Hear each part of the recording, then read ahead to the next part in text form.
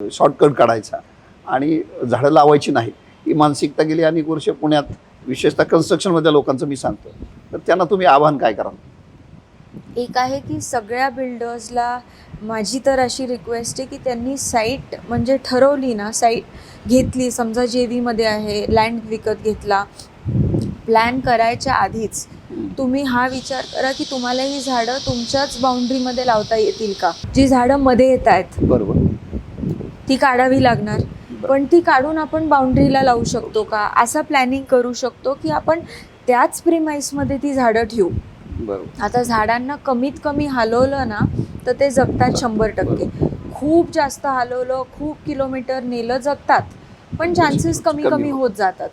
आपण काय सगळे टेकडीवर जाऊन ट्रेकिंग करायला जातो का, आपण काय सगळे फॉरेस्टमध्ये जातो का, आपण काय सगळे झाडांच्या प्रत्येकाचा प्रयत्न भोवती निसर्गाच्या जवळ जाण्याचा. राहायला प्रयत्न करतो. शेतात गेल्यावर किती छान वाटतं, सगळ्यांना वाटतं.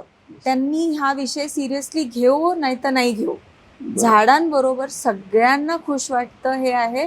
फक्त म्हणजे झाडांच्या टॉपिकबद्दल सिरियसली घेणं थोडं जरुरी आहे की झाडांना वाचवायचं आहे.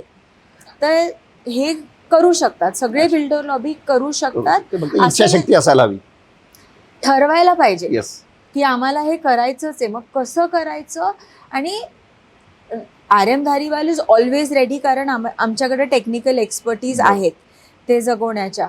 पण तुम्ही शिका, आमच्याकडून करा, दुसऱ्याकडून करा, पण जेन्युइन माणसाकडून करा ज्यांना ही झाडं जगवता येतात.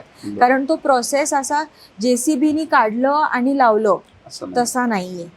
कारण मी खूप लोक असे पाहिले जे ट्रान्सप्लांटेशनच्या नावाखाली JCBनी काढतात आणि लावतात आणि म्हणतात झाडं जगली नाही. प्रोसेस आहे सायंटिफिक, RM धारीवाल फाउंडेशन मध्ये सगळं मॅन्युअली होतं म्हणून ते जगतात. तर ते JCBनी उखडले, त्यांची रूट सिस्टम डिस्टर्ब झाली, झाडाला फर्दर शॉक मिळाला, तर ते नाही जगत.